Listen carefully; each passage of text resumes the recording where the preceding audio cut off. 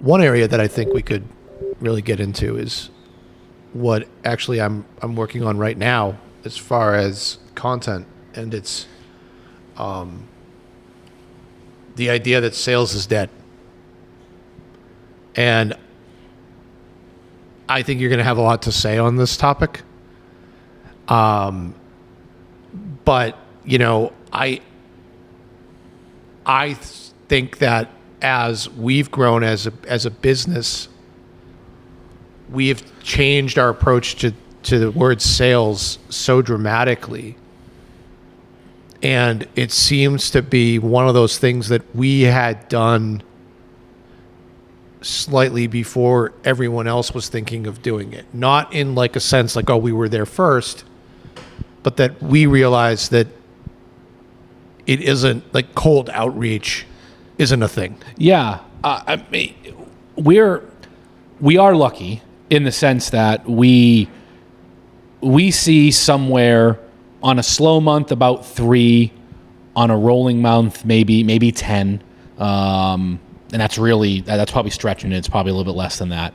Opportunities from a new business standpoint, and we turn down almost all of them. Now we're lucky from that standpoint.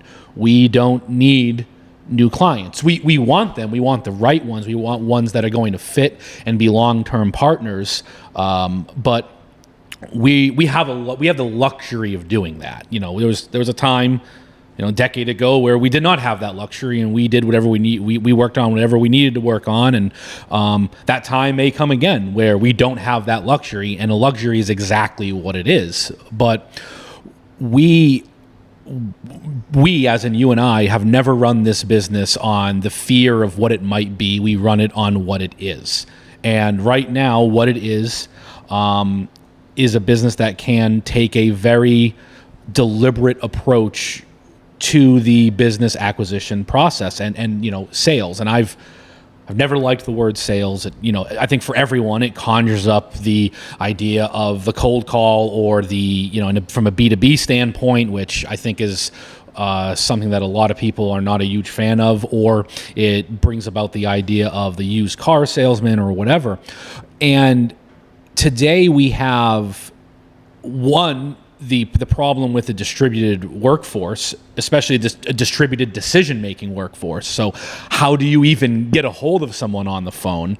Moreover, you have so much information that someone can get on from a company to make that decision. I much rather have someone come on to our site or one of our business-to-business clients' sites and make the decision on their own to reach out for their own reasons, because that's a far more real interaction.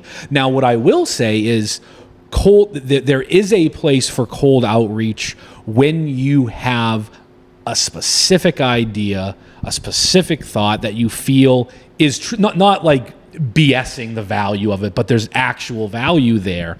And you know, there is a place for that, but the inbound, I'm interested in talking with you about this specific challenge or problem that I have is far more valuable, and it's not really conducive to the sales process. It really needs to be, and I don't mean it to sound this dismissive, but it's the best way to explain it. Yeah, work with us or don't, right? And I mean that from our perspective and from a prospective new client. We both need to come at it from that. Yeah, either this is right or it's not, and it's okay either way. We don't need to force a relationship here. Yeah, and for my part, in watching it kind of evolve, I think the way I tend to think of it now is like, even with cold calling or building off of that cold outreach, it to me is still about trying to be a welcome guest in their home and not an unwelcome guest in their home.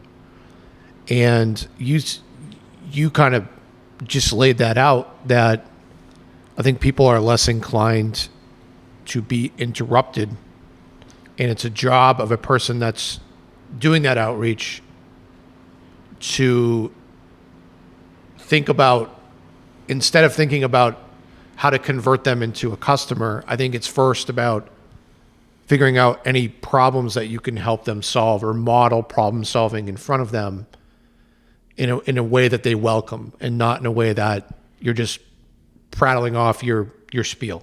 Yeah, a good example of that is there's some software that we run on our site that lets us, when someone comes over from an IP address that can be identified from a commercial standpoint, it does so, right? So if a certain client, Bob NASA, decides, hey, you know what?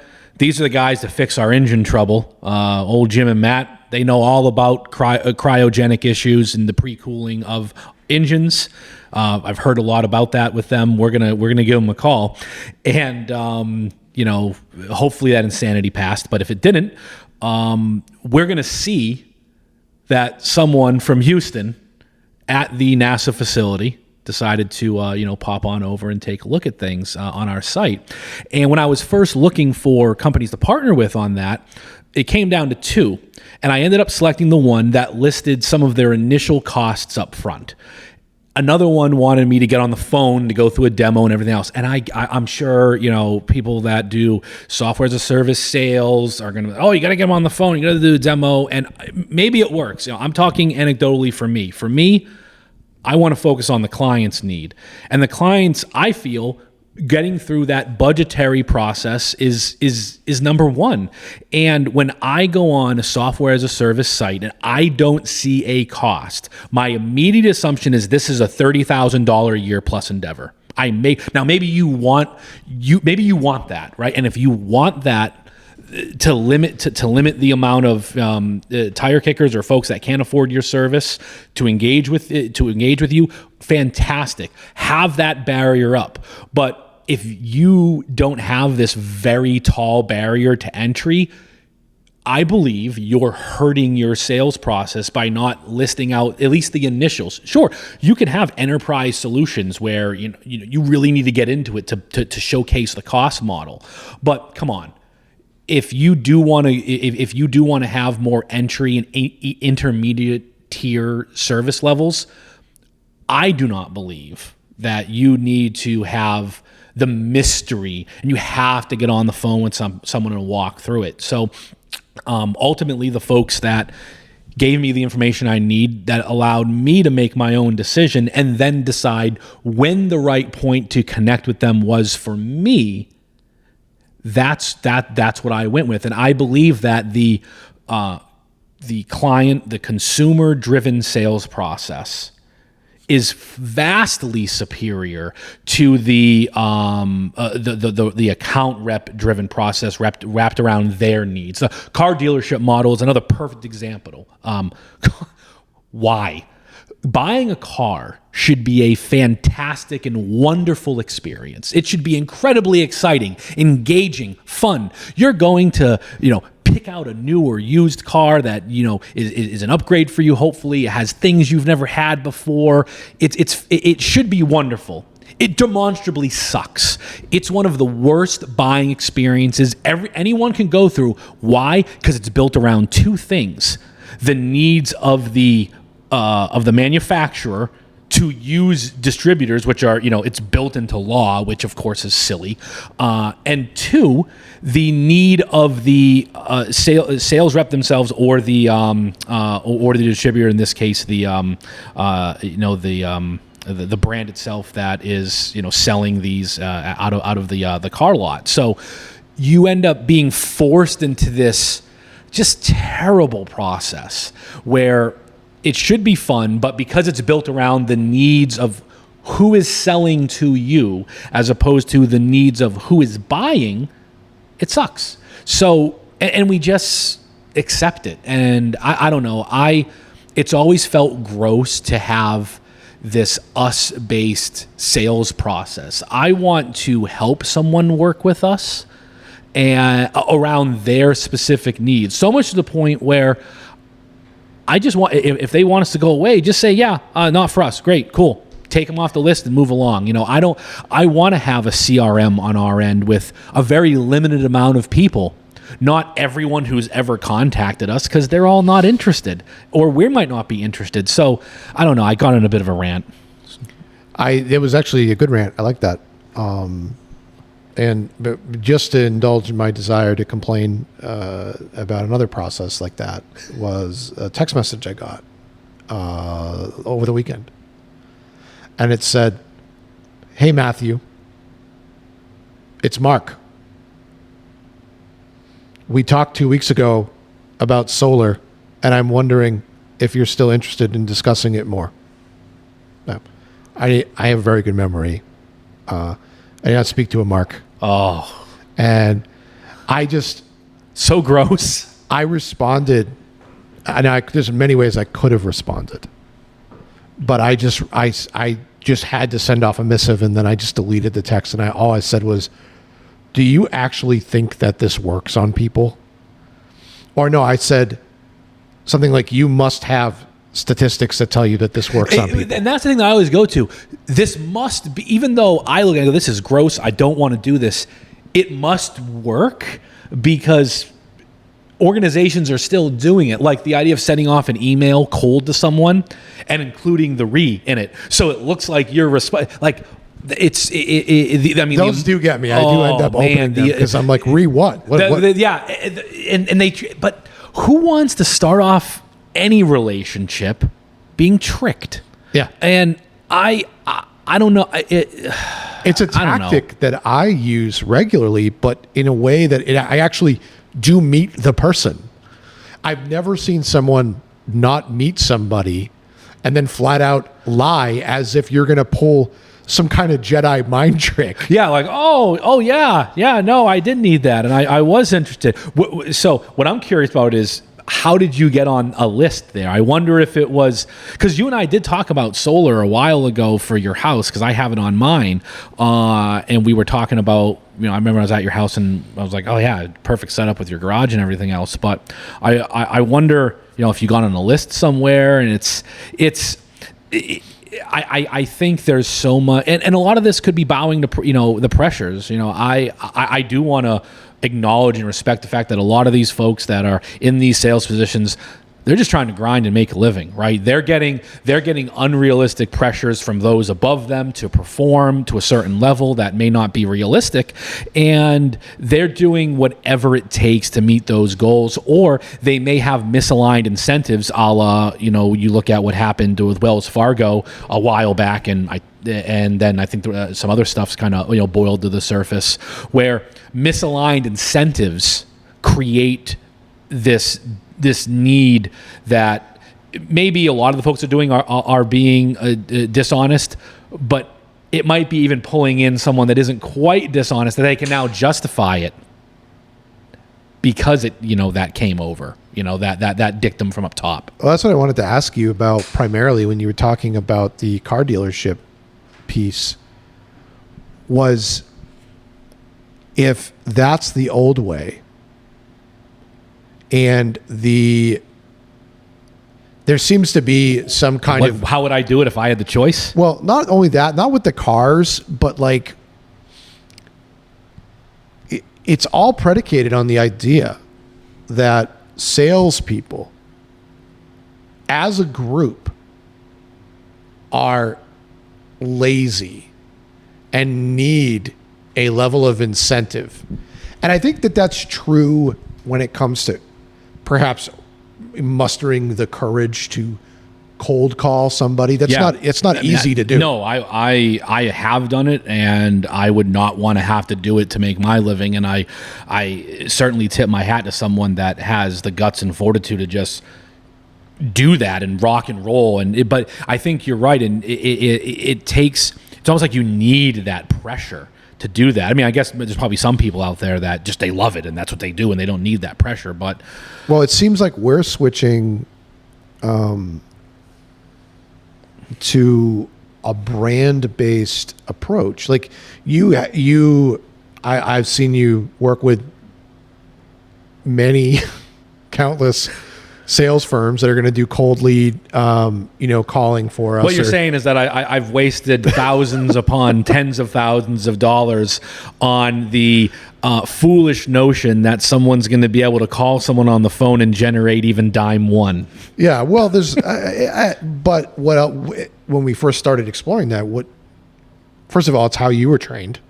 So it's what you know. And then second of all, it's worked forever. Well, not forever, but people still do it today. It works. It's not that it doesn't work. It does. It just doesn't work for us. But then when given the opportunity to really examine the process, you said, I don't need a salesperson. I need a brand ambassador or someone in that capacity. And I think we've stumbled into something that is unique because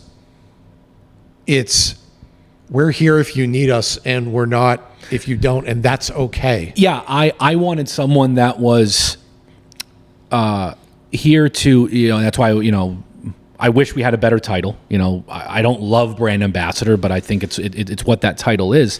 And I wanted an individual that had zero economic incentive in regards to business development and business closed, because I want them to their incentive should be completely focused on the experience of those that are yet to become our client. So once someone becomes a client, focus on customer experience, client experience, a very, very easy thing to do, right? You can talk with them, you can have a back and forth dialogue, you can understand, are they happy with the work we're doing for them?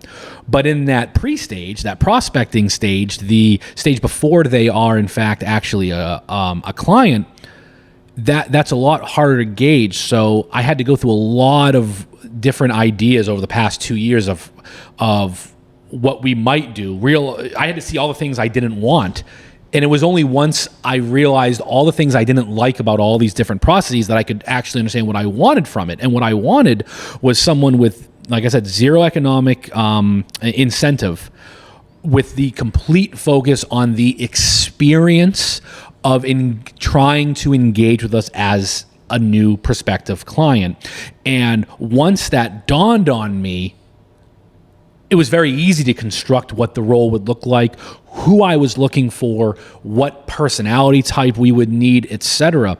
And now that that's been built, and we've been into it for a little over a month now, I'm very happy with where it's going. I'm sure we're going to trim off some things that are still, I think, maybe a little too salesy that are in there, but that giving as much respect as we can to the experience of the person on the other side of the interaction, be it commenting on LinkedIn or being in a group on LinkedIn or emailing someone or returning an email from an effort that we did, or responding to someone that saw one of our OTT or CTV ads that we run, targeting executives within certain industries. All of those, it's not about selling that person. It's about giving them the best damn experience in asking questions about our firm that we possibly can. And if once that happens, they decide they would like to discuss what it would look like in building a partnership with JXM, great, let's have that conversation. But if not, I want them to walk away feeling that even though we did not decide to work together, that was a great experience in the exploration of possibly doing so.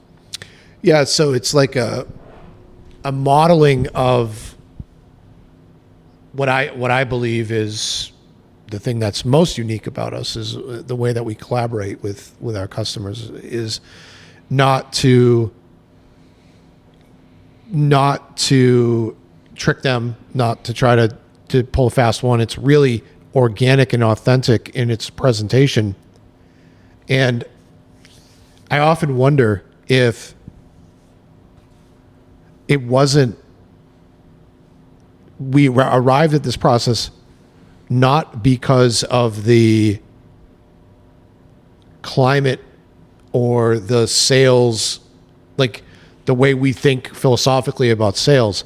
I wonder if we arrived there by stumbling into using traditional sales means to get clients that didn't work out here. Oh, without a doubt. I mean, we've had our failures on that end, and I think every client that hasn't worked here, it's been from one of two reasons. There's only two reasons why. Number one, they were captured in a way that was not authentic to who we are as an organization. Or two, their experience was not authentic to who we are once they were a client as an organization. Easy. Everyone who is with us is because there was a good and proper initial process that was very honest and open, and the relationship going forward is also very honest and open. And I think the other component of it is also wrapped on the idea of, and this ideal. It's funny. I was just talking with one of our clients, Rich, and he's like, "Wow, how come you haven't asked me for a testimonial?" And I said, "Rich, honestly, we have this internal mandate that we must never make the client work in order to do business with us. That flows all the way to the mere idea of asking you to write a testimonial for us feels wrong to me because I'm asking you to do work for me, and I don't like that. So I don't do it. It's just like, we could do a whole nother thing about why we don't show client work on our site, which I'm sure that we will. But asking someone to do that work, it feels intrinsically wrong, and I don't like it because I don't like when someone makes me work to do business with them. And it happens way more than it should. I wish I could not work with organizations that make me work to work with them, but I can't because they're legion. They're everywhere. Where as the consumer, you're making me do work to transact with you. No, that doesn't fly in my book. But when I wanted to take that exact same dictum and experience, and how do I translate that into the prospecting and the pre-selling process with the business? Let's never make them work. And to me, having to dodge someone you don't want to talk to, delete an email that you didn't want to get, be pummeled by an ad you didn't want to see, that's making the prospective client work, and we are doing them a disservice, and we are not being true to what it is like when you work with us. So, it's been a really interesting journey. We'll see if after a year it works. I always hope that it will, but like I said, we're lucky that we can take our time and we can see how it all fleshes out. It's also us being, it's very hard. We don't do something that's incredibly complicated at its core, but it's very hard to get a sense for what we do in a singular interaction or by seeing one thing. So when you get, and we're gonna kind of come full circle, and then we can close this one out, I think. But when you get to that point, where it's time to ask for the sale, even in this very, we're not going to ask, you're going to ask us space, there still is a point where it's like, you pounce. A always, B, C closing. Always be closing. It's funny. I actually, because I like the scene, because it's such the antithesis of how I look at things.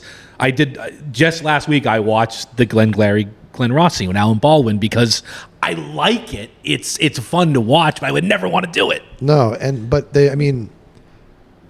if it's still just like asking a customer, client, partner, whatever, for a testimonial, even at the prospect stage, once you've built that relationship, it feels a little gross. It feels grimy, and you have to get over it. So that's one, because what we have to do is reframe it. How do I help them understand that we're interested and so I really like if we were to work together, here's what it would look like, and here's what it would take.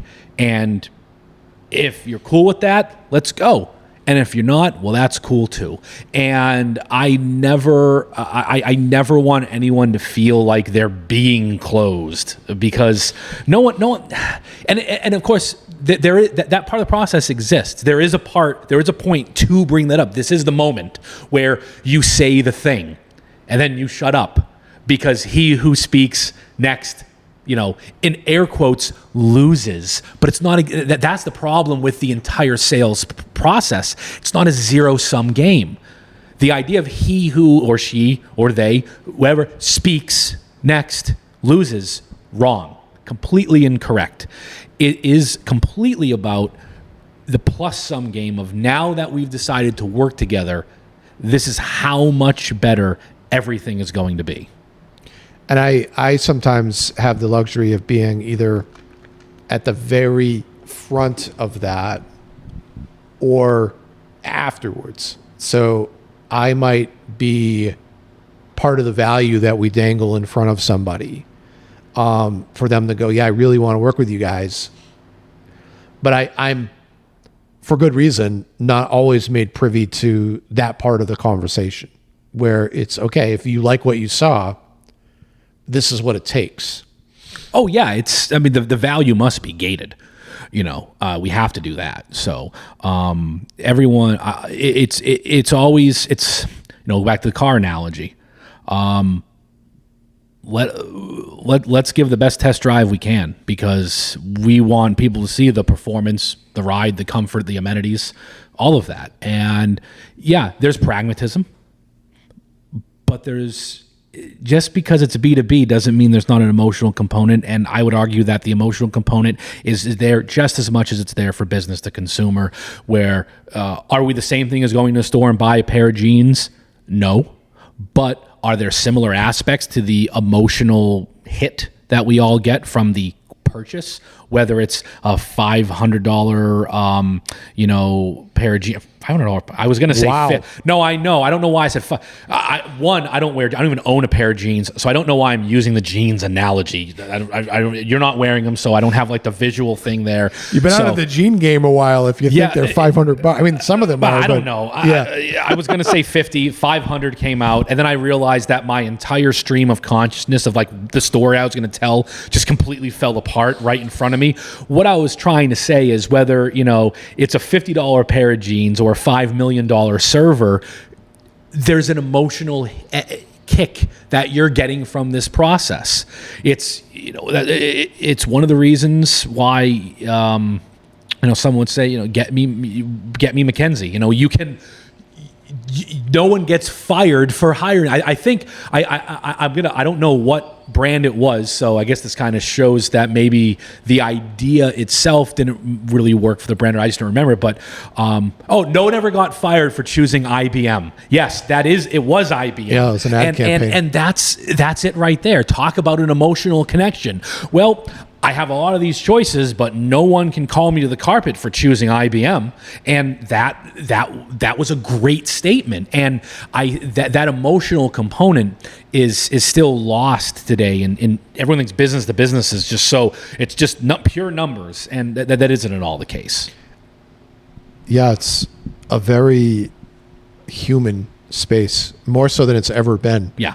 And I actually can't even believe that we used to, not us like as an agency, but as a civilization, used to think that we could pull the wool over on somebody so much that they get relegated to like this grouping of people that we can scam, and not scam like. Well, they become a thing. They become a they. It's now an entity. It's an organization, and what ends up, it's business is Soylent and Green. It's people.